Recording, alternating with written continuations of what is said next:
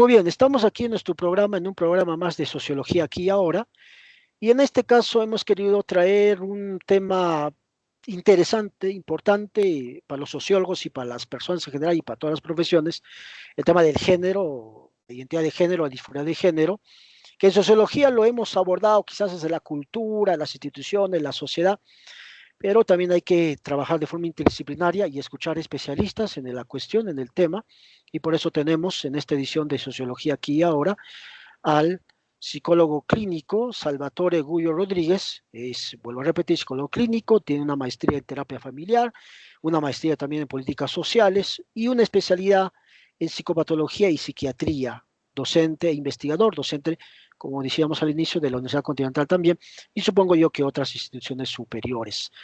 Muy bien, gracias Salvatore por darte el tiempo para venir o conectarte a nuestro programa. Muchas gracias, Luis, por la invitación y por lo interesante del tema del día de hoy.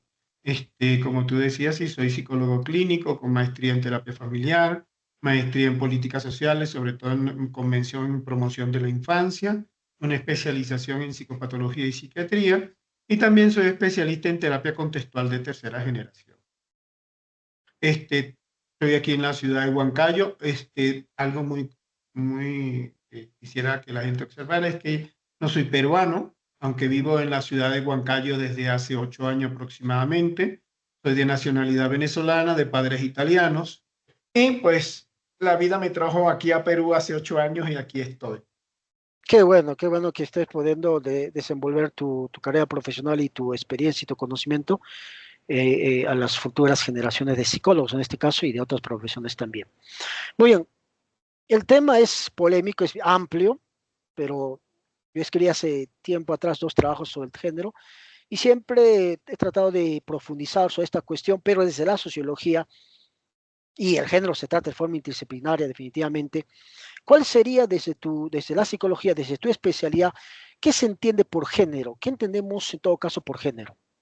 En Ok, sentido mira. social, sexual, claro. Ok, desde la pregunta, desde la base de la pregunta que me estás haciendo, el término género, ¿ok? Cuando hablamos desde el aspecto de la psicología, se entiende desde varias definiciones, ¿ok? Vamos a hablar desde la psicología del desarrollo de la identidad, que es cuando el niño va desarrollando una identidad que está relacionada con su ambiente social y que su influencia cultural y esos cambios cognitivos que va viendo durante el desarrollo en el aprendizaje que va teniendo. Ahora, cuando hablamos desde una psicología clínica, cuando hablamos de los aspectos de la psicología clínica, esto todavía no se ha definido como tal porque tiene un conflicto todavía que está relacionado con la identidad y con lo que tú mencionaste anteriormente, con lo que es la disforia, ¿ok? Con referente a esto. Ahora, quisiera aclarar algo con referente al término, porque el término ha sido muy mal utilizado en las últimas décadas, ¿ok? Y es que tú como sociólogo debes saber que cuando hablamos de un término, tenemos que irnos a la parte etimológica y Exacto. epistemológica del término, ¿ok? Cuando hablamos de esa área, estamos hablando de que la palabra género en la actualidad, su epistemología viene el término, un término muy antiguo, arameo, también viene de la lengua hebrea y de la lengua griega, que es el término gen, que significa que pertenezco a una familia, soy de origen de una familia, ¿ok? Y que provengo de una familia. Ese es el término, o sea, el significado etimológicamente correcto de la palabra gen, que se traduce a género, ¿ok? Inclusive, cuando hablamos de género, estamos hablando de diferentes aspectos con referente a la procedencia de lo que es la palabra hoy en día género. Esa definición etimológica que hoy se le ha dado, que se le considera entre comillas algo que se llama, ustedes los sociólogos lo saben mejor que yo, constructo social, ¿ok? Exacto. Ahora, ninguna construcción social desde el punto de vista de la gramática y la sintaxis gramatical puede tener congruencia, puede tener solidez o puede tener base si no tiene bases antropológicas, no tiene bases sociológicas relacionadas con la epistemología y etimología del término. Ujú. Entonces, esta definición que hoy en día está muy mal utilizada con referente a eso, entonces nos hace entender que la palabra género como que si fuera una diversidad de significado que tuviera, y no. La palabra género, como te dije, proviene del término gen y está relacionado con especie, tipo, clases, Ujú, familia o raza, si así lo queremos poner. Pero en ujú. ningún momento la palabra gen o género está relacionada con referente a lo que yo percibo, porque así se está definiendo hoy en día la palabra Claro. género, como yo me autopercibo, ¿ok? Yo me autopercibo. Ahora, cuando hablamos de género también, desde esta perspectiva que hoy se maneja o desde esa definición un poco incongruente que hoy se maneja de la palabra género, si lo tomamos desde su raíz, que significa tipo, raza o especie, cuando alguien dice, o la palabra disforia de género dice que disforia significa insatisfecho, ¿ok? Ujú, Me produce malestar. Cuando yo digo disforia de género, o sea, yo tengo malestar con lo que yo realmente soy. Entonces estoy ujú. hablando, y no estoy hablando precisamente de algo sexual, sino estoy hablando de la especie. Cuando alguien me dice, me identifico, o sea, yo soy hombre, pero me identifico como mujer, ni siquiera me está diciendo que tiene una disforia con su sexualidad, sino con su especie. Y eso Ujú. ha ocurrido muchísimo en los últimos tiempos con referencia a hay personas que dicen que se autoperciben animales, como por ejemplo Claro, en claro. estos días que estaba viendo un video que me pareció gracioso hasta del tiro, porque alguien que iba manejando, la policía lo detiene y le dice, tú no me puedes detener ni me puedes tener una multa porque yo me percibo como un gato. ¿Ok? Ahí sí existiera una disforia de género, porque Ujú, él se percibe como otra especie. ujú. Y no sé si me expliqué con esto, Sí, quedó sí, claro. me parece interesante porque en la mirada que se tiene, por lo menos en la educación básica regular y en las instituciones y en las universidades cuando se habla de género, porque ese es el enfoque que está en boga, entre otros enfoques se dice no género, constructo social, actitudes, valores o formas de pensar que uno tiene a partir de su socialización y todo lo demás, pero quizás no se ha ido a la profundidad del término, como usted bien lo señala y que si bien es cierto que la forma de comportarse de la persona, del individuo, el resultado de su entorno y los medios, creo que al fin y al cabo habría que ver, y tú como por eso quería invitarte al programa como psicólogo clínico, ver quizás que más que es una identidad que se genera en la persona, quizás es una alteración también personal o una patología que quizás pueda tener, la verdad no podía decirlo, ¿no? Ya entrando a ese tema que tú acabas de señalar, entonces, ¿qué tendemos ya por disforia de género? ¿Y es lo mismo que identidad de género o son relacionados o hacen referencia a lo mismo, la disforia de género, con la identidad de género? Mira, eso es otro término, otra definición es bien confusa que han puesto, Ujú. ¿ok? Porque igualmente cuando hablamos de identidad de género, estamos hablando de la identidad de mi especie, de mi raza, ¿ok? Claro. Sea masculino o femenino, porque si algo no se puede desligar, ¿ok? En ningún aspecto, lo que es el término género, es con la condición binaria que determina la especie, masculino y femenino, varón y hembra, ¿ok? XX desde el punto de vista de la genética y XY. XX, mujer, XY, hombre, ¿ok? Entonces, cuando hablamos de igualdad de género, en ese particular, o sea, se crea el término para definir parámetros de derechos de igualdad entre hombres y mujeres. ¿Ok? Ahora, cuando hablamos de lo que es la ideología de género como tal, o la disforia que está relacionada con la ideología de género, se está conglomerando, se está juntando un montón de términos y situaciones que no están relacionadas con eso. Como por ejemplo, cuando hablamos de ideología de género, no solo estamos hablando del hombre y mujer, sino estamos hablando de las autopercepciones que la gente tiene de sí mismo. ¿Ok? Y Ujú. cuando hablamos de estas autopercepciones, tú acabas de decir anteriormente si esto también se puede considerar un tipo de patología. Por supuesto es que pudiera considerarse un tipo de patología. ¿Por qué? Porque si Luis me dice a mí, o Salvatore le dice a Luis, que es un hombre, pero que se siente mujer encerrado en un cuerpo de hombre, entonces estamos hablando de una distorsión de la realidad. Y una de las Claro. características importantes que tenemos que tener claro desde el punto de vista clínico psiquiátrico, clínico psicológico, ¿ok? Es que la autopercepción está relacionada con la autoimagen en este sentido, lo que es la disforia de género. Y si se ha intentado, porque se ha intentado, pero no se ha logrado, ¿ok? Sacar este elemento dentro del marco de la despatologización de los manuales clínicos, no se ha podido precisamente por eso, por algo que voy a explicarte. Es que cuando hablamos de autopercepción de la imagen, cuando hablamos de autoimagen, en la disforia de género está relacionada con otros trastornos mentales dentro de los manuales, ¿ok? Como por ejemplo, cuando hablamos del trastorno de alimentación, estamos hablando de dos variables que están relacionadas con el trastorno de alimentación, y es la anorexia y la bulimia, ¿ok? ¿Cuál es la característica principal de la anorexia, perdón, y la bulimia? Es la percepción de la autoimagen.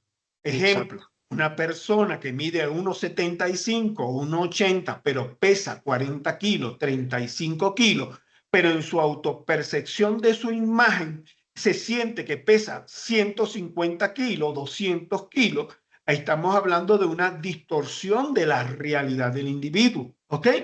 Eso pasa igualmente cuando hablamos de las disforias de género. ¿Ok? Cuando hablamos del trastorno de la identidad sexual, como se llamaba antes en el DSM-4 y como se llamaba también en el 610. ¿Ok? Hoy en día se le han cambiado los nombres o nomenclatura dentro de los manuales, pero que siguen persistiendo los mismos criterios para el diagnóstico, que eso lo vamos a explicar más adelante. Así como existe, están relacionados con el trastorno de alimentación, la anorexia y la bulimia, también está relacionado con lo que se llama dimorfismo, ¿ok? Que está relacionado también con la autoimagen, es como la persona se percibe. Entonces es Ujú. importante que esto lo tengamos claro. Así como la disforia de género, o sea, está relacionado con otros trastornos que ya nombré anteriormente, pues lo podemos ver en los manuales. Una de las cosas que quise tener, Luis, y aquí lo tengo a la mano, todo aquí, ¿okay? Ujú. Para la evidencia, porque no es cuestión Claro, solo que lo claro. digamos, que lo mostremos, que la gente vea que existe la evidencia. Ujú, ¿Okay? ujú. Tengo aquí los manuales, tengo un montón de cosas aquí que podemos trabajar con referente a lo que es la parte clínica de lo que es la disforia de género o trastorno de la identidad sexual. Y es que cuando hablamos de los manuales, una de las cosas que me ha llamado mucho la atención, porque estoy elaborando un estudio desde hace algún tiempo con referente a esto, ¿ok? Porque es precisamente ese constructo mal formado y mal llamado social de estos términos que no se utiliza. Y una cosa que tenemos que tener clara, mira, aparte de ser psicólogo, no te había dicho, yo también soy especialista en lenguas muertas, ¿ok? Yo tengo una carrera anterior, y entre esas carreras anteriores tengo una especialidad como las lenguas muertas, son lenguas que ya no se hablan, pero que siguen sonando, y trabajo mucho en lo que es la epistemología y la etimología de los términos, ¿eh? Ujú. En este sentido. Entonces, hoy vemos cómo se ha distorsionado todo esto y que ha hecho que la población sienta una profunda confusión, porque si tú le preguntas a cualquiera en la calle sobre este tema, y la mayoría de las personas no te saben responder, porque ha habido mucha confusión, ¿ok? Ha habido mucho, por un término que hoy se utiliza porque es políticamente incorrecto, ¿ok? Ujú. O Denunciar es esto. parte de Ahora, del progresismo cultural, ¿no? ok, pero cuando hablamos de políticamente correcto o incorrecto, estamos hablando de que es, cuando hablamos de algo políticamente incorrecto, estamos hablando de la transgresión, ¿ok? Que se debe aceptar a través de la norma. Y dentro de la norma establecida están los manuales, que son las autoridades, ¿ok?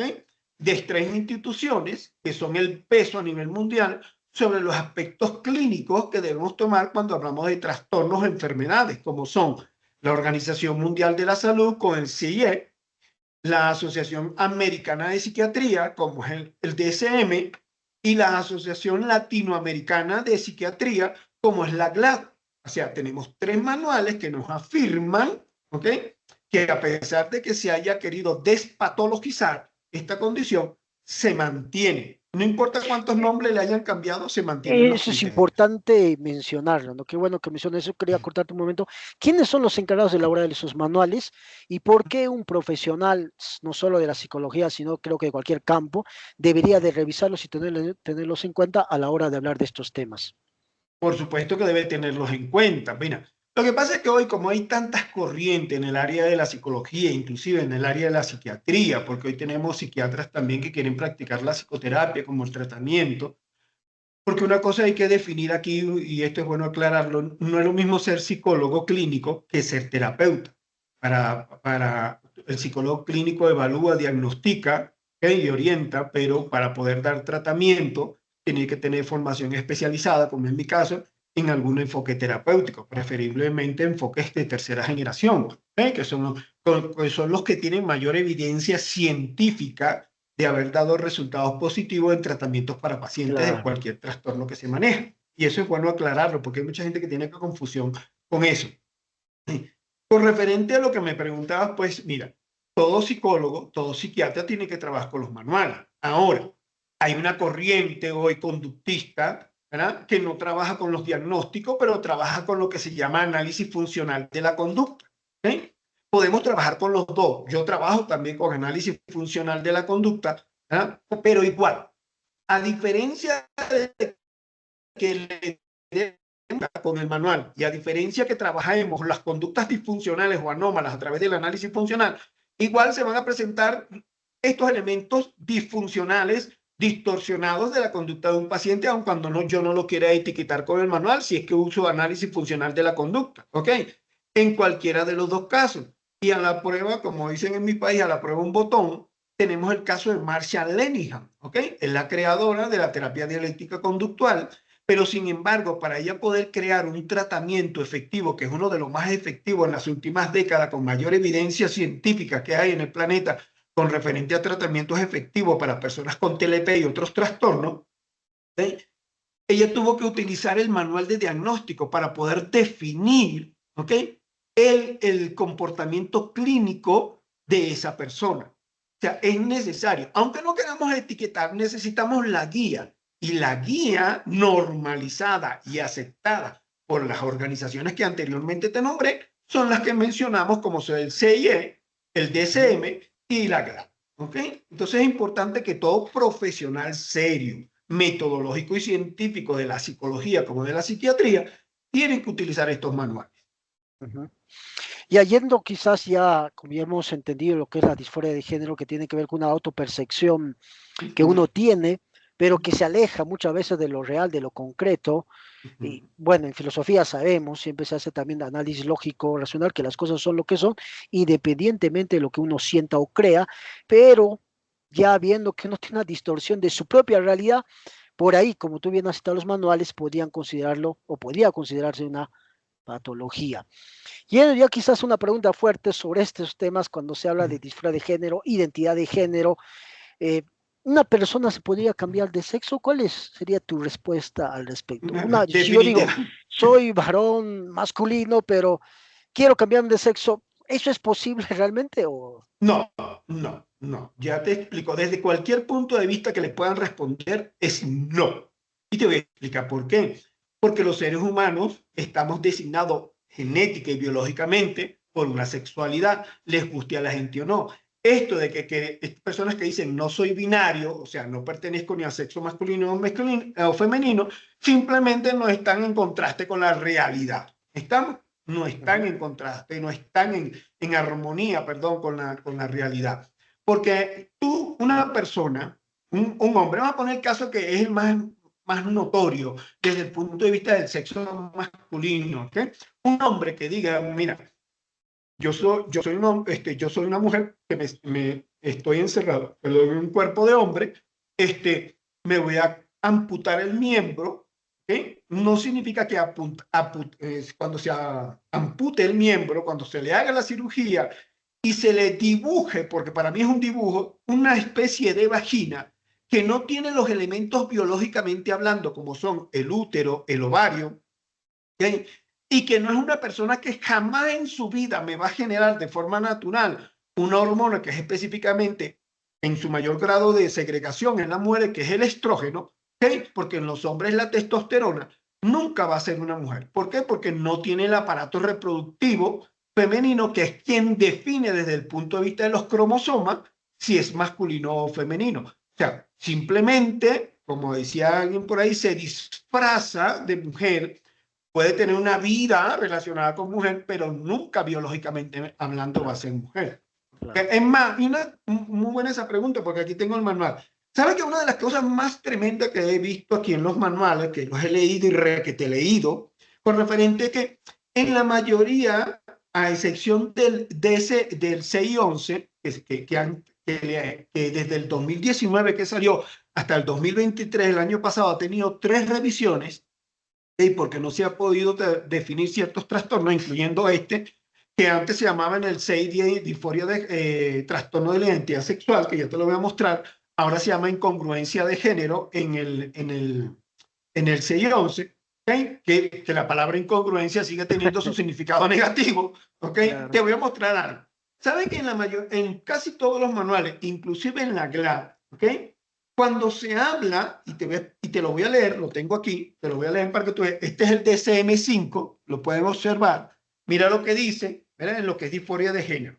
Dice, un poderoso deseo en el criterio A, en el apartado 1 de los criterios para el diagnóstico, dice, un poderoso deseo de ser del otro sexo o una insistencia de que él o ella es del sexo opuesto. Si te das cuenta, en ninguno, y te los puedo leer a todos, a excepción del 11, en ninguno usan el término género. Y te explico por qué. Porque no pueden hablar de especie, no pueden Claro. hablar de especies como tal, porque nosotros pertenecemos a la especie humana, a la raza Ujú. humana, si así lo quieres llamar. Tú el término lo debes manejar mejor que yo, que eres sociólogo, ¿ok? En ese sentido, pero al final especie. ¿Por qué? Porque ellos no pueden poner el término aquí en el DSM-5, ni en el 4, ni el 610. El único que hizo eso fue el 611, ¿ok? Y eso porque te dije que ha tenido 3 revisiones, porque han tratado de poder De, despatologizar la Organización Mundial de la claro. Salud, pero no existe una evidencia científica sólida que pueda decir, vamos a sacarlo, porque no existe, ¿ok? Ninguna investigación seria, válida, con peso, te podrá decir eso jamás. ¿Vamos? Ujú. Entonces, desde cualquier punto de vista científico. Ahora, si leemos igual, si te das cuenta, aquí en el DSM-5 se llama disforia de género. Ujú. Te voy a mostrar, en el DSM-4, ¿okay?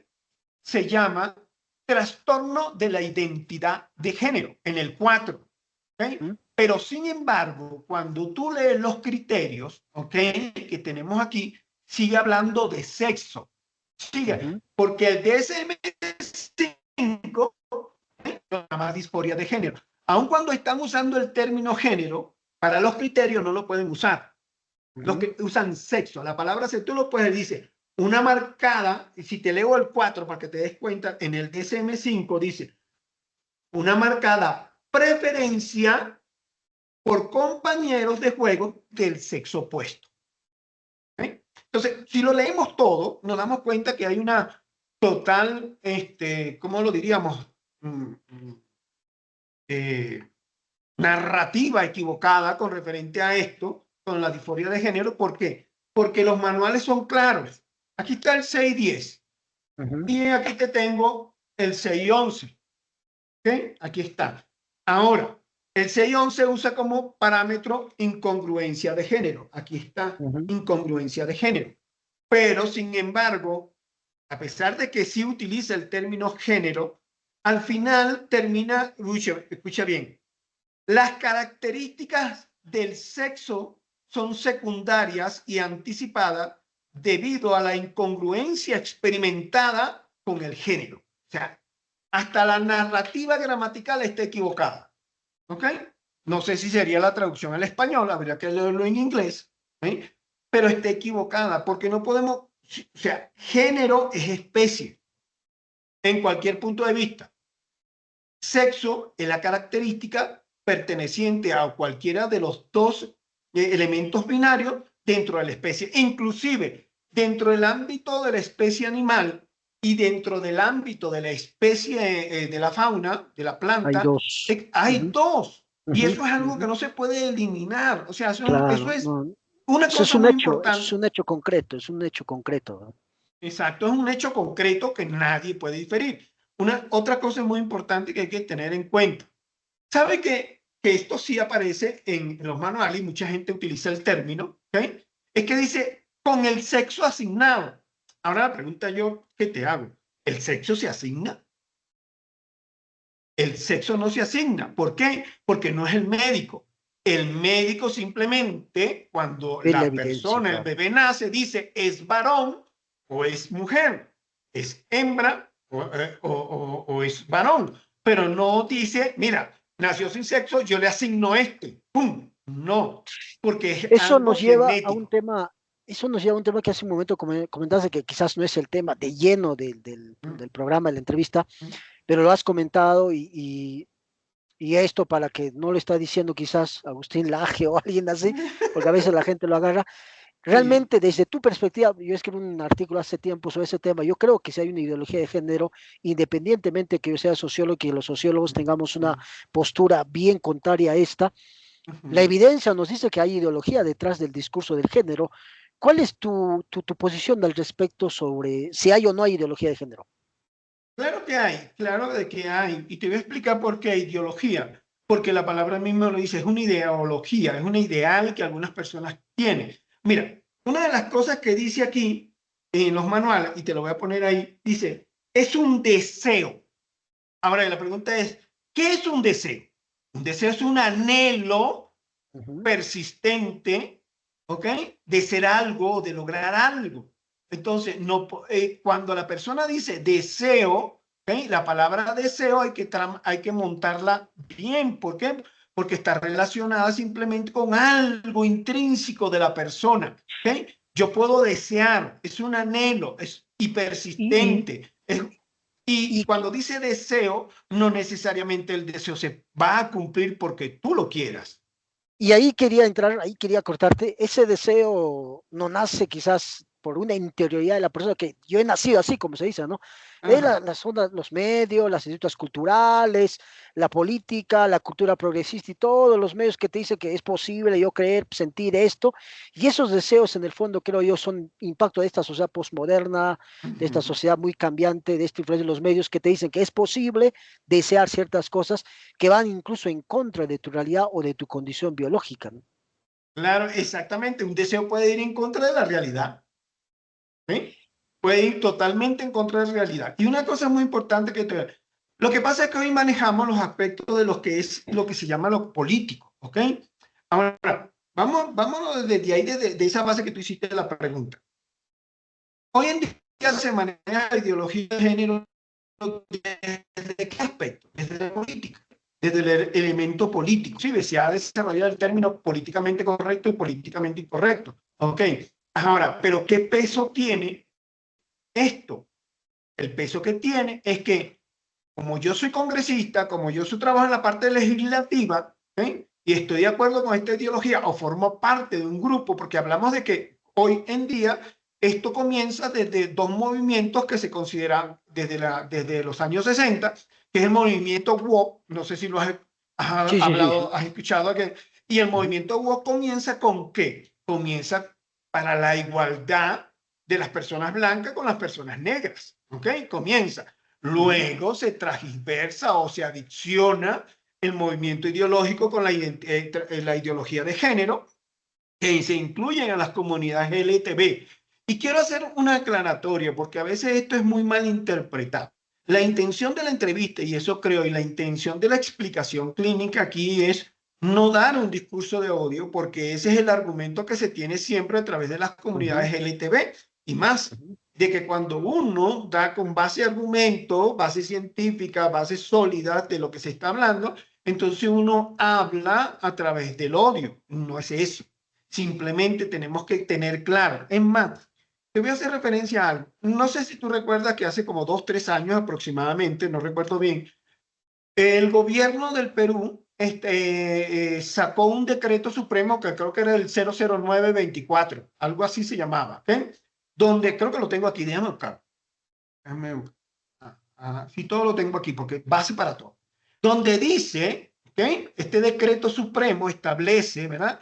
que ciertas cosas estaban consideradas enfermedades mentales. Ahora, una cosa que voy a aclararle esto, el Estado en ningún momento, y tú debes saber esto, sociólogo y cualquier abogado también, el Estado en ningún momento tiene la facultad, ¿okay?, de poder patologizar cualquier tipo de conducta. El Estado lo único que hizo, y tiene todo el derecho de hacerlo, ¿ok?, fue tomar de los manuales, en este caso específicamente el 610, ¿ok?, ¿verdad?, y extrajo todo lo que el 610 dice que son trastornos mentales relacionados con esta parte de la identidad sexual, como son el transexualismo, el transvestismo, transvestismo del rol dual, transvestismo de trastorno de la identidad de género, tanto en la adultez como en la niñez, trastorno de la identidad de género no especificada, transvestismo y orientación sexual egodistónica, que si no mal recuerdo así se llama, ¿ok? Entonces, ¿qué pasa? Cuando hablamos de esto, el Estado lo único que hizo, mira, esto según el manual 610, esto son una enfermedad mental. Yo no estoy patologizando a nadie, es el manual. Y es el manual de la Organización Mundial de la Salud. Ah, que algunos dijeron por ahí, no, pero es que utilizó el 610. Sí, si se lo puede preguntar cualquier abogado, el Estado está en su derecho de escoger cuál es el manual con quien va a trabajar dentro de su nación. Ok, y tomando en consideración que el 611 ya ha tenido 3 revisiones desde el 2019, ¿ok?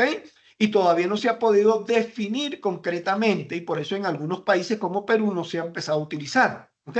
Sin embargo, si lo utilizáramos, nos damos cuenta que ahí está todavía como criterio de diagnóstico en la patología. Con otro nombre sí, y con otro código sí, porque antes era F y ahora es HA60. ¿Ah? Entonces, desde el punto de vista clínico, sigue permaneciendo la patología como tal. Claro, Entonces, es claro. importante que esto lo tengamos en consideración. Ahora, cuando hablamos de estos movimientos, que también existe el otro movimiento, que es el queer, ¿eh?, que es otro movimiento que está relacionado directamente con la ideología de género, el woke no, pero se le suma al woke al principio, porque desde los 60 que surge el woke, que era la igualdad entre blancos y negros, se le suma a la comunidad LGTB.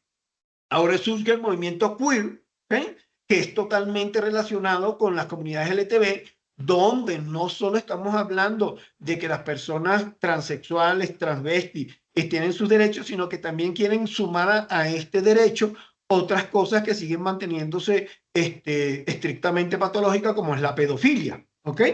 Que ahí quieren, que este movimiento queer Claro, quiere claro. seguir relacionando a Y todo esto. Entonces, quizás si nos ya, damos tal cuenta, vez.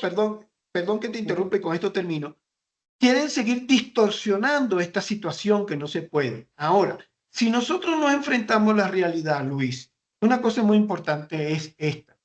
Es que si nosotros nos enfrentamos a una realidad con referente a esto y la ideología de género y el transexualismo y el transgénero, no vamos a poder adoptar tratamientos efectivos que puedan generarle Claro. bienestar a estas comunidades. Y aquí es donde está el problema. El término, yo he realizado unos estudios sobre género, no abocado quizás específicamente a la identidad de género, sino a la violencia y al feminicidio, porque considero que es un paradigma, el paradigma de género me estoy refiriendo, muy limitado a la hora de abordar estos problemas. Pero eso lo vamos a hablar al final. Antes de pasar quizás a este tema que acabo de comentar, hay un libro que tú bien lo has revisado, Nadie nace en un cuerpo equivocado, de dos Sí, cierto. psicólogos españoles, si recuerdo bien, Sí, que han dado muchas entrevistas, pero a la vez han sido muy criticados como académicos, docentes universitarios académicos, han dilucidado muchas cuestiones que acá también estamos comentando. ¿Cuál sería tu opinión sobre este texto y si sería recomendable revisar este texto que habla del tema por supuesto. fuera de género? Bueno, mira, por supuesto que yo lo recomiendo, lo he leído, no solo lo he leído, lo ha ahondado mucho el tema y ellos tienen muy buena base, no solo estamos hablando de la base biológica, que es lo más elemental, sino que estamos hablando de bases antropológicas, bases sociológicas, bases políticas, inclusive estamos hablando en contexto histórico, cuando tú lees el libro, está bien fundamentado. Yo le recomendaría a muchos profesionales y no profesionales del área también, que si pueden adquirir el libro, lo pueden adquirir. Aquí en Perú no se encuentra, yo lo mandé a buscar a España. Yo lo tengo Este, en virtual nomás, digital nomás lo tengo. no, Aquí yo no lo hay, tengo ve. en físico, lo tengo en físico y lo tengo en digital, Pero yo como soy un poquito en ese sentido, me gusta leer aquí en el librito, Claro, la claro. evidencia está aquí, y siempre está aquí, y por eso lo adquirí. También ellos sacaron un libro que se llama Mamá, soy trans, también es muy interesante el libro, pero cuando hablamos del primer libro, que es Nadie nace en un cuerpo equivocado, hay muchas bases, y una de las cosas que dicen ellos precisamente es que esta parte política es la que ha distorsionado mucho esto, ¿ok?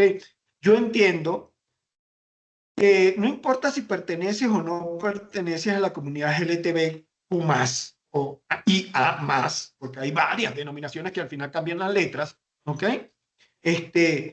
Tú como ser humano tienes derecho. Y te voy a exponer, en el 2019, antes de la pandemia, a mí me invitaron a un seminario de género, precisamente por tener una maestría en políticas sociales y también por ser especialista en psicopatología y psicólogo. Me invitaron a un seminario de género donde se iba a exaltar a las mujeres, ¿verdad? Que han logrado salir de abajo, que se han empoderado. Y sucedió un acontecimiento muy extraño para mí que tuve que darle una aclaratoria.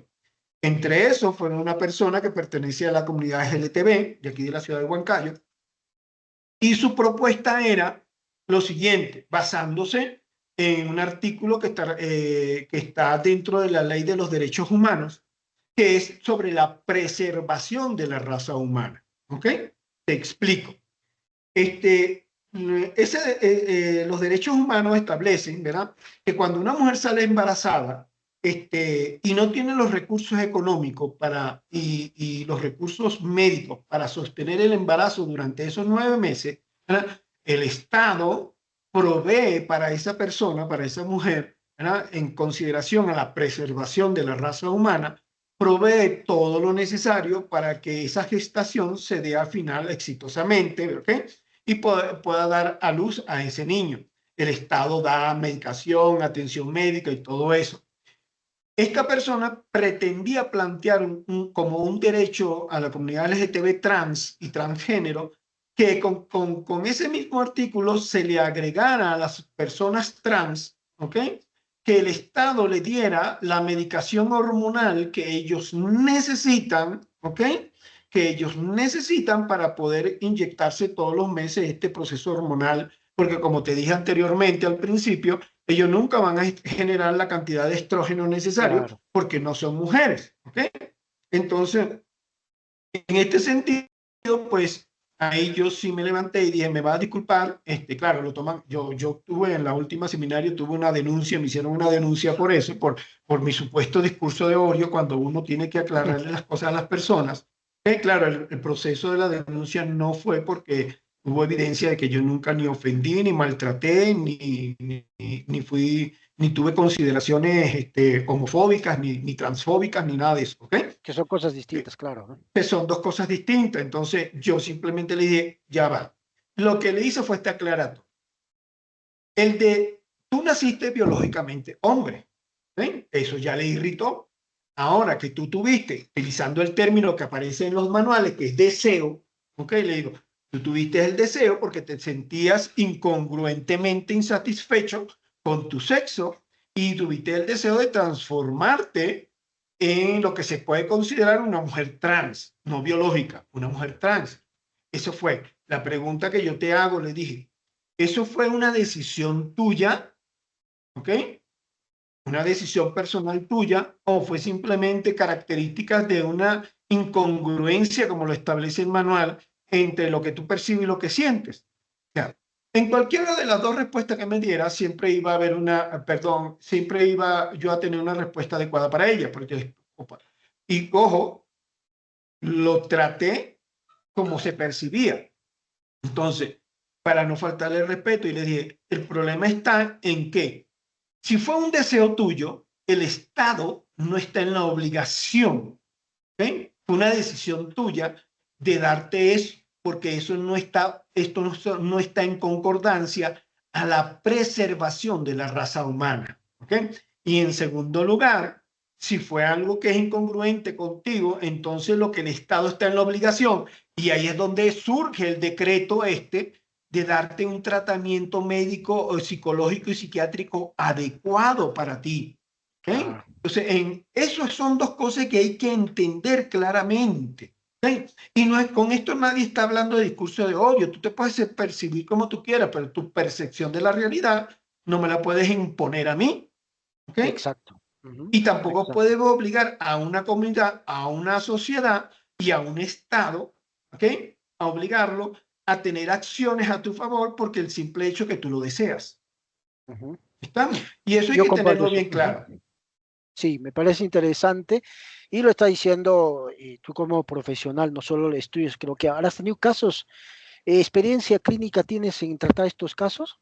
Sí, sí tengo, e inclusive alguien o un colega llegó a decirme que yo no era empático con estas comunidades. Yo le dije, no, yo no tengo nada, que no tiene nada que ver con la empatía está, y se me imagino que tú no debes tratar a ninguna persona como, no, yo tengo personas aquí homosexuales, ¿ok? En tratamiento y he tenido y tuve, no solo aquí, sino en otras partes de mi país también, porque una cosa es mi carácter profesional. Yo aquí no estoy teniendo adversión contra ninguna persona de estas comunidades. Claro, Simplemente claro. tú vienes y tú sabes que tú necesitas un tratamiento, yo te hago tratamiento en base a la necesidad que tú tienes. Te evalúo, ¿ok? Como debe ser, te hago una precisa, consistente, no solo con una entrevista clínica, si es necesario de aplicarte instrumentos psicométricos, porque yo trabajo con instrumentos psicométricos solamente. Ya yo hace muchos años dejé de trabajar con los instrumentos proyectivos, más que la APA hizo un estudio, un metaanálisis de que los instrumentos proyectivos están muy influenciados, ¿ok? Por los sesgos de los mismos profesionales. Entonces, lo mejor es utilizar instrumentos psicométricos para eso, que son más parametrales en este sentido. Y tengo personas aquí de homosexuales que les he dado tratamiento y han sido un tratamiento exitoso. Ojo, que no vienen precisamente porque por su carácter homosexual. Ojo, bien, pueden venir por otras cosas. El hecho es Claro, que hay claro. que tratarlo desde el punto de vista de la ética profesional para no cometer el error de la iatrogenia, que eso sí es peligroso y eso está penado por la ley y por el código de ética. Y eso te quería preguntar, quizás desviándonos un poco el tema, porque yo conozco muchos psicólogos, yo Ajá, tengo familiares que son psicólogos, tengo colegas que conocen a psicólogos, pero hay muchos psicólogos que no entran quizás a lo clínico, ¿no? A lo científico, solo se quedan en la psicología educativa, la ajá. psicología de tratar a las personas solo con talleres o cosas por el estilo. Y yo pienso, es mi posición sin ser de la carrera, porque leo a muchos psicólogos, por ejemplo, Steven Pinker, por ejemplo, psicólogo cognitivo, Jordan Peterson también, psicólogo clínico.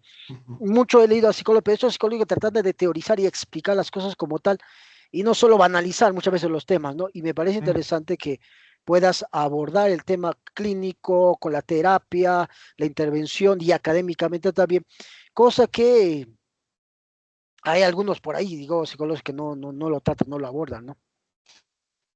Mira, es que pues, tú lo has dicho, no es lo mismo ser psicólogo organizacional o educativo que un psicólogo clínico, ¿ok? O sea, cuando nosotros hablamos de psicología clínica, estamos hablando de un abordaje mucho más profundo. Exacto.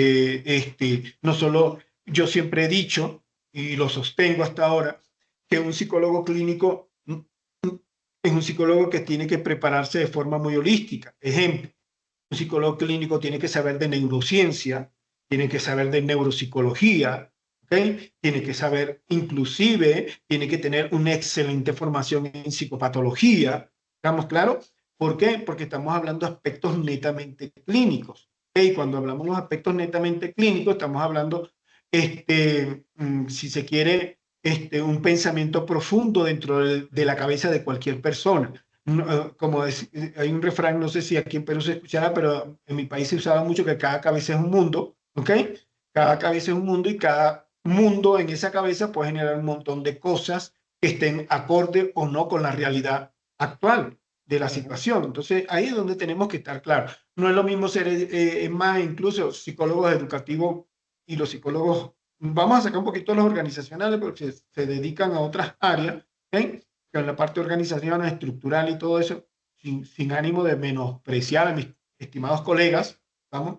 Porque La gente se puede confundir. Esto, sobre todo en el caso del psicólogo educativo, que trabaja con niños en proceso de desarrollo. ¿Ok? Imagínate que un niño le diga a una psicóloga dentro de la escuela, ¿sabes qué? Un niño de 8 años le diga, mira, ¿sabes qué? Yo me siento una niña. ¿Ok? ¿Cómo va a manejar el psicólogo ético esta situación? O sea, ¿lo va a manejar desde lo políticamente correcto o incorrecto? No, tiene que manejarlo desde muchos factores, que son factores sociales, factores familiares. ¿Ok?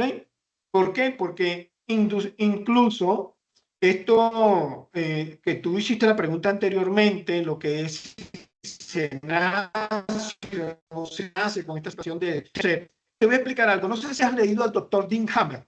El doctor Dean Hammer es un genético norteamericano que hizo una investigación juntamente con otro doctor en Inglaterra, que es el doctor Andrew Weber. ¿Eh? Ellos hicieron, sin saber, paralelamente, uno en Inglaterra y el otro en los Estados Unidos, estaban haciendo una investigación que duró un poquito más de 20 años sobre el famoso gen de la homosexualidad. Después de 20 años, ellos llegaron a la determinación que este gen no existe. ¿Estamos? No existe para nada. ¿Okay? Pero sin embargo, ellos tuvieron un hallazgo muy importante. Y en base a eso, el doctor Dean Hammer escribe un libro que se llama El gen de Dios. No sé si lo has oído o lo has visto. El gen Sí, de sí, sí, he Dios habla oído. por... Ok, ¿el gen de Dios de qué habla?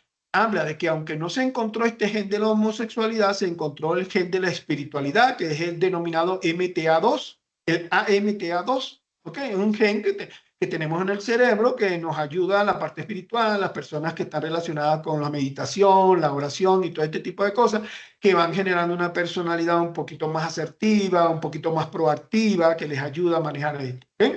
Inclusive tenemos un biólogo, ahorita no recuerdo su nombre, que se fue considerado el hombre más feliz del mundo, precisamente porque llegó a manejar muy bien las técnicas del mindfulness. Pero apartado de eso, lo que quiero llegar al punto es que hay que ver cuáles son los elementos influyentes que le pueden permitir a un niño decirle a la psicóloga, a la mamá, a quien sea, ¿sabes qué? Me siento más agradado estando con las niñas y quiero ser niña. ¿Ok? Entonces, eso hay que profundizarlo. No me puede decir, tú no le puedes decir a un niño, sí, no te preocupes, no estás equivocado si te percibes así. No, porque ahí tenemos muchos casos. Es más, el año pasado, no sé si lo llegaste a ver, lo hizo público la Asociación de Psiquiatría Pediátrica de los Estados Unidos. Por favor, que le dieran un pare a esto con los niños, ¿ok? Que si un niño dice, yo quiero ser niña, ya lo están hormonizando y bloquean el proceso de desarrollo, porque hay muchos casos de suicidio y otros trastornos Ujú, relacionados con esto en Estados Unidos exacto. debido a esto. Entonces, ¿qué nos demuestra esto? Dentro del marco de lo que quieran ser político o no político correctamente o socialmente aceptable, sigue siendo un elemento que produce enfermedad mental, ¿okay? Que Ujú, produce una enfermedad mental en cualquier otro rasgo. Y eso es lo que hay que entender claro. Se dice, estadísticamente se ha demostrado, que dentro del marco de las comunidades, de las personas que están dentro de las comunidades LGTB, algunos trastornos son más prominentes que las personas que no están. Entonces, esto significa como los elementos de depresión, ¿okay? Ansiedad y psicosis están allí. Entonces, es importante. ¿Por qué es importante? Porque tenemos que verlo desde la salud mental. La intención no es señalar ni hacer juicio. La intención es poder establecer tratamientos adecuados que claro, permitan el desarrollo de la salud mental de una población sana. ¿Ok? Entonces, esto hay que tenerlo claro. Y esto no lo digo yo, esto lo dicen los manuales. Mira, te voy a mostrar, porque aquí lo tengo, en el 610. Fíjate tú, en el 610 ni siquiera se llama todavía trastorno o de la disforia de género, incongruencia de género, no. Se llama, porque no lo pueden separar así tan fácil, trastorno de la identidad sexual. Porque aquí es donde está el hay meollo un del trastorno. asunto. Aquí está, trastorno de la identidad sexual. Aquí está, no lo digo yo, lo dicen los manuales. Tú me hiciste una pregunta hace rato. ¿Quiénes son los encargados de elaborar estos manuales? Los encargados de elaborar estos manuales son especialistas de todo el mundo, ¿ok? En el área clínica, psicológica y psiquiátrica, especialistas de alto nivel que se encargan de desarrollar metodológicamente, científicamente, esto, desde diferentes aspectos biológicos, neurológicos, social, antropológico, todos están aquí. Inclusive, cuando hablamos de la Guía Latinoamericana de Diagnóstico Psiquiátrico, estamos hablando que dentro de ese grupo están especialistas de Latinoamérica, de Perú, de Argentina, de Cuba, de Venezuela, de Ecuador, o sea, de todos los países, ¿ok? ¿Por qué? Porque llegan a una concordancia. ¿Cuál es la diferencia que existe entre el CI-10, el CIE, el DSM y la GLAD? La única diferencia que existe entre uno y otro es los aspectos culturales y sociales, ¿ok? Sobre todo en la GLAD. ¿Por qué? Porque la GLAD, y aquí lo tengo, a ver si lo puedo sacar un momentico aquí, aquí está. Ajá. La GLAD aquí la tengo, figúrate tú. La GLAD que la tengo aquí en la pantalla, pero no lo tengo físico aquí en este momento, igual que el DSM-4 no lo tengo físico aquí, pero lo tengo en digital. Lo tengo aquí. ¿Qué término dice? Dice anotaciones para Latinoamérica. ¿Qué significa anotaciones para Latinoamérica? Que se usan términos que son más apegados al contexto lingüístico de Latinoamérica, ¿eh? O de Hispanoamérica. Vamos a hablarlo así, porque para algunos también hasta el término Latinoamérica está mal utilizado. Hispanoamérica, porque somos hispanos parlantes y nuestras conquistas fue de España, vamos a decirlo así. Pero, y si me equivoco, me corrige, tú que eres el sociólogo aquí. Entonces es importante que lo tengamos entendido. Por ejemplo, ¿cuál sería la terminología que usa la GLAD, la Guía Latinoamericana? Términos que están más apegados al lenguaje en América del Sur y América Central, que están más relacionados con nuestro contexto sociocultural, pero que al final los criterios siguen siendo lo mismo que establece el TCM y que establece el CIE, ¿ok? Que los tenemos aquí. Esa es la única diferencia. Pero cuando hablamos de criterios, los criterios no pueden variar, porque el trastorno es trastorno. Claro, independientemente de las condiciones culturales que se den. Eso me parece interesante. Bueno, el tema se podía abundar más. Me dijiste al inicio que estás trabajando en un estudio. Esperamos que cuando salga el estudio, quizás en un texto lo podamos revisar, porque me parece muy interesante todo lo que estás mencionando. Finalmente, quizás yéndonos del tema en parte, pero hablando de la categoría género de nuevo, hace unos años atrás publiqué un trabajo en un libro que ahora lo voy a preparar para presentar alguna revista científica sobre, porque al momento de en la práctica profesional, los sociólogos, al momento de abordar la violencia contra la mujer, la violencia de género y el feminicidio, interactuamos muchas veces con abogados, con psicólogos para abordar esta problemática. Y me invitaban justamente, ahora que recuerdo, a la facultad de, cuando todavía no enseñaba ahí en la Universidad Continental, en la Escuela Profesional de Psicología, a hablar sobre el feminicidio desde el enfoque sociológico. Y yo hablé del discurso sociológico del feminicidio, todo lo que las estructuras sociales, la cultura, etcétera. Pero entramos en un diálogo interdisciplinario porque al investigar el tema de la violencia, el feminicidio, desde el paradigma de género, llegué a la conclusión de que es muy reduccionista, muy limitado y muy fragmentado. Exacto. A tocar el tema de la violencia, no puedo yo reducirlo a una estructura social simplemente y que es resultado de esa estructura social histórica, y algunos incluso hablan de patriarcado, cosa que no existe en el Perú, y cultura machista que influencia en la violencia, y por lo tanto hay que ver las desigualdades de género, los estereotipos de género, etcétera. Pero me di con la sorpresa al estudiar el tema que hay otros enfoques psicológicos, biológicos, entre otros más, que abordan esa problemática. Desde tu experiencia profesional, desde la psicología y específicamente la psicología clínica, ¿cómo se aborda el tema de la violencia contra la mujer o violencia de género, si lo quieren llamar así, o feminicidio también, en su caso extremo, cuando lo lleva a la muerte de la mujer?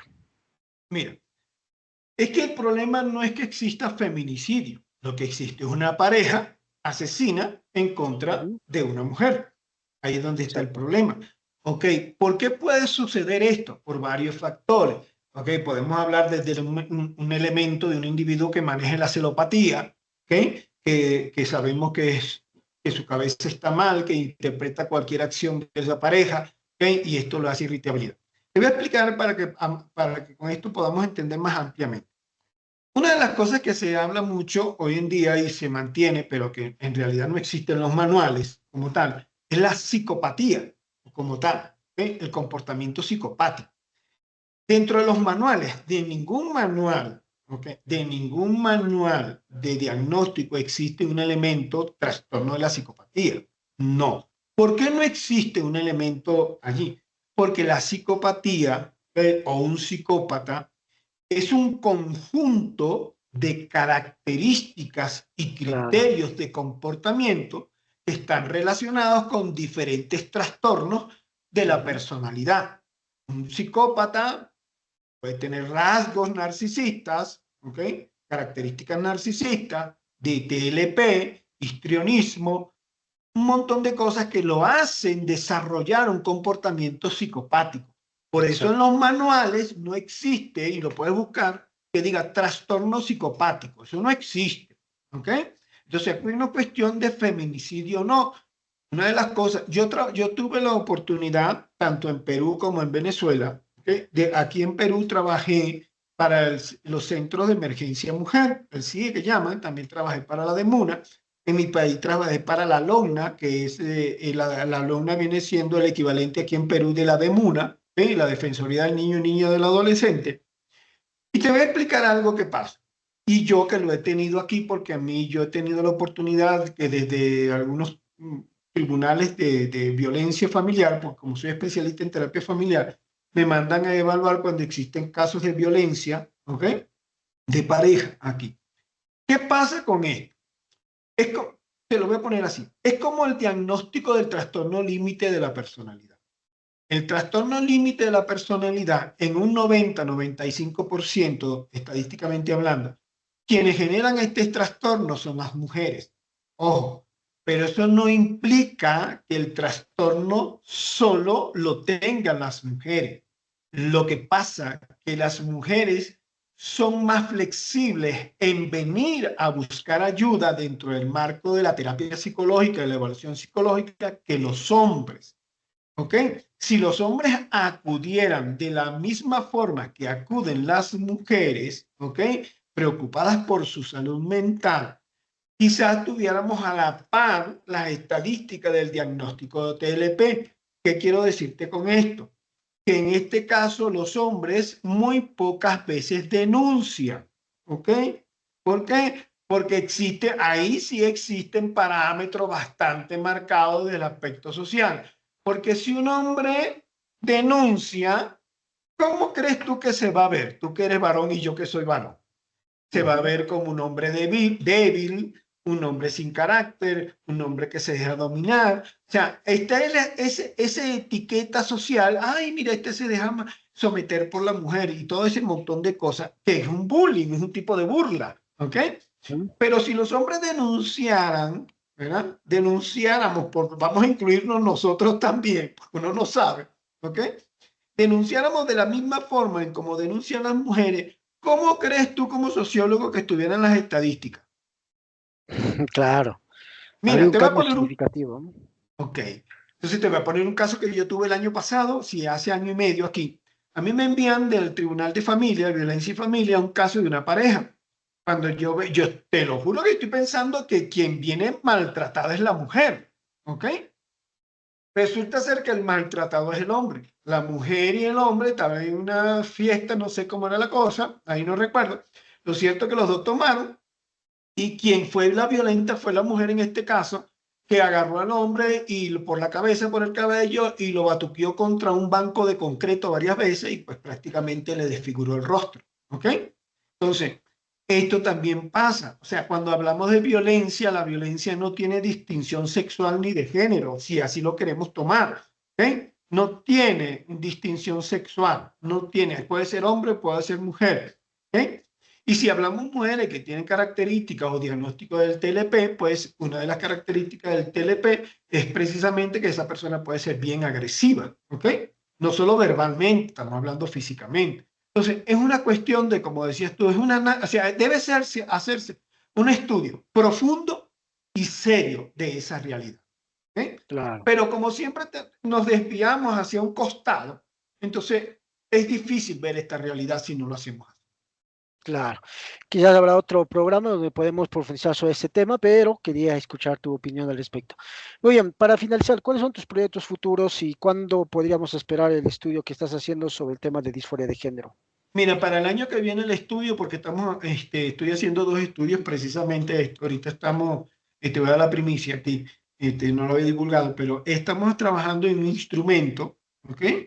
Un instrumento que se valide a nivel de América, que está relacionado con el trastorno límite de la personalidad. Queremos hacer un instrumento bastante conciso, preciso, y estamos hablando de que para el próximo año también estamos trabajando en base a este estudio de la disforia de género, ideología de género y todo este tipo de cosas, sobre todo enmarcado a nivel de a nivel de América, pues vamos a decirlo de Hispanoamérica, Latinoamérica.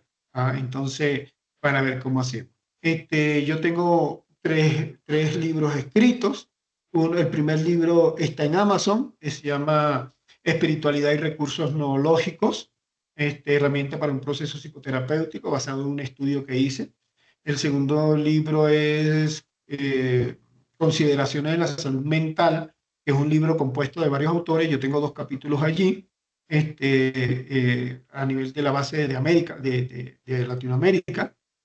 Y para el próximo año, como te dije, pues tenemos esto. Yo soy docente universitario, también fui docente en la Universidad Nacional del Centro del Perú, actualmente docente en la Universidad Continental, y soy investigador de la editorial Adventist Pro, una editorial que tiene sede en Ecuador, Chile, Venezuela y próximamente aquí en Perú. Y soy miembro de la Junta Asesora Internacional de Scope Database en la India, allí. Entonces, esos son parte de Muy los bien, me que estoy parece muy trabajando. bien que toda tu experiencia laboral y me ha parecido muy interesante la entrevista. Se nota muy bien que conoces sobre la cuestión y quizás en otro programa estaríamos hablando de otros temas más. Y para el público que va a escuchar, sobre todo escuchan estudiantes y de sociología, es bueno tener un trabajo interdisciplinario y transdisciplinario, porque en Mm. sociología hay un discurso bien marcado sobre el género y la identidad de género, pero ver otros aportes es importante, otras miradas, otras perspectivas sobre el tema en cuestión. Una vez más, muchas gracias, Salvatore, por Gracias a ti. brindarnos tu tiempo y por la excelente entrevista que hemos tenido en este programa. Muchas gracias.